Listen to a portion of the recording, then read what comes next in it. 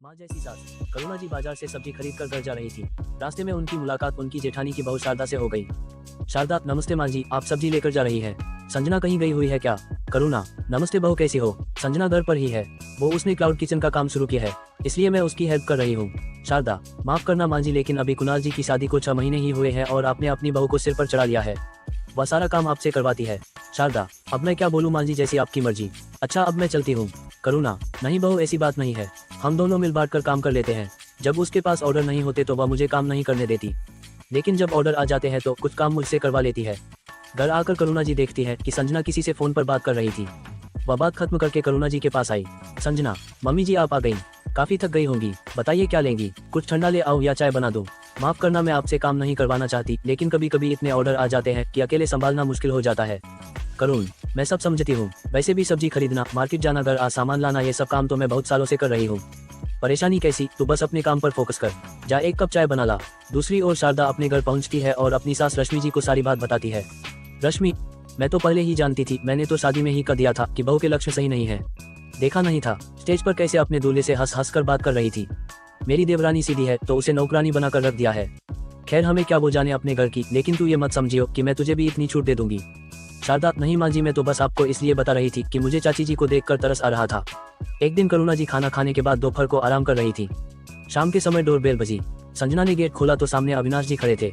वे अंदर आकर बैठे, तभी करुणा जी बाहर आई और बोली, करुणा जी, आज आप बहुत जल्दी आ गए। संजना, अपने ससुर जी के लिए चाय बना ला। अविनाश जी, रहने दो, चाय नहीं चाहिए, आज भाई साहब से मिलने गया था, उनकी तबीयत थोड़ी खराब थी, राकेश ने बताया था। करुणा जी, क्या हो गया? जेठ जी को मुझे भी ले चलते साथ में। अविनाश जी, नहीं ऐसा कुछ खास नहीं था, बस थोड़ा सा बीपी बढ़ गया था। राकेश नहीं आया अभी तक। करुणा जी, राकेश आज देर से आएगा। अविनाश जी फ्रेश होकर अपने कमरे में बैठे थे। अविनाश जी, करुणा आज भाभी कह रही थी कि तुमने अपने बहू को सिर पर चढ़ा लिया है, घर का सारा काम करुणा से करवाती है। करुणा जी कुछ बोल पाती इससे पहले संजना कमरे में आ गई। उसने सब सुन लिया था। उसने खाने की थाली रखते हुए कहा, संजना, पापा जी मुझे माफ कर दीजिए, आज से मैं मम्मी जी से कुछ नहीं करवाऊंगी, चाहे मुझे अपना काम बंद करना पड़े। करुणा जी, चुप रह बहू, मैंने तुझसे कोई शिकायत की है?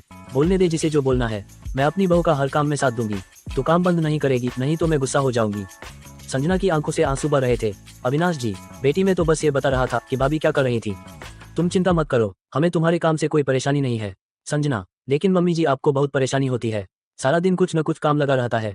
करुण जी, बहू मैंने तुझे हमेशा अपनी बेटी माना है, तेरे लिए मैं कुछ भी कर सकती हूँ। हमारा रिश्ता सास बहू का नहीं, माँ बेटी का है। चिंता मत कर, जिसे जो बोलना है बोलने दे। इसी तरह समय बीत रहा था। एक दिन करुणा जी सुबह उठकर ड्राइंग रूम में आई तो देखा संजना किचन में नहीं है। करुणा जी उसके बेडरूम के पास पहुंची और आवाज दी, करुणा जी, राकेश, संजना को जगा दे, आज के ऑर्डर के लिए क्या सामान लाना है उसकी लिस्ट बना दे। राकेश, मम्मी वो संजना को तेज बुखार है। करुणा जी ने अंदर जाकर देखा संजना को तेज बुखार था। संजना, मम्मी जी मैं बस अभी गोली खाकर आती हूँ, किचन में देखूंगी क्या सामान है क्या नहीं। करुणा जी, नहीं तू बस आराम कर, मैं अभी तुझे दवाई देती हूँ, आज तू कुछ नहीं करेगी। संजना, नहीं मम्मी जी, अगर ऑर्डर टाइम पर पूरे नहीं हुए तो रेटिंग गिर जाएगी, मैं बस थोड़ी देर में आती हूँ। करुणा जी, नहीं ला अपना फोन दे, मैं देखती हूँ क्या भेजना है। संजना के मना करने पर भी करुणा जी नहीं मानी और उसका फोन लेकर ऑर्डर चेक करने लगी। फिर वो फटाफट किचन में गई और सारे ऑर्डर एक के बाद एक पूरे करने लगी।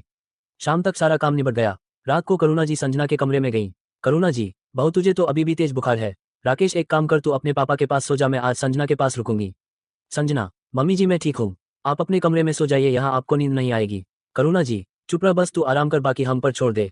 करुणा जी रात भर संजना की देखभाल करती रही। सुबह तक संजना बिल्कुल ठीक हो गई थी। करुणा जी सो रही थी। संजना आकर उनके पास बैठ गई। वह मोबाइल देख रही थी। उसकी आंखों से आंसू बह रहे थे। करुणा जी, अरे पता ही नहीं चला कब नींद आ गई। तू रो क्यों रही है? तू ठीक तो है? संजना, मम्मी जी मैं बिल्कुल ठीक हूँ, कल आपने 12 ऑर्डर भेज दिए, वो भी अकेले। करुणा जी, क्या हुआ, कहीं कुछ गलत तो नहीं चला गया? किसी ने कंप्लेंट तो नहीं की ना? बता ना, रो क्यों रही है? संजना, मम्मी जी आपका बना खाना कस्टमर को बहुत पसंद आया, सबने अच्छी रेटिंग दी है, मुझे गोल्डन मेंबर बना दिया है। आप दिन भर खाना बनाती रही और रात भर मेरी देखभाल करती रही। करुण, हे भगवान, तूने तो डरा दिया। पागल, मैंने कहा था कि तू मेरी बहू नहीं मेरी बेटी है। क्या एक माँ अपनी बेटी के लिए इतना भी नहीं कर सकती? संजना अपनी सास से लिपट गई।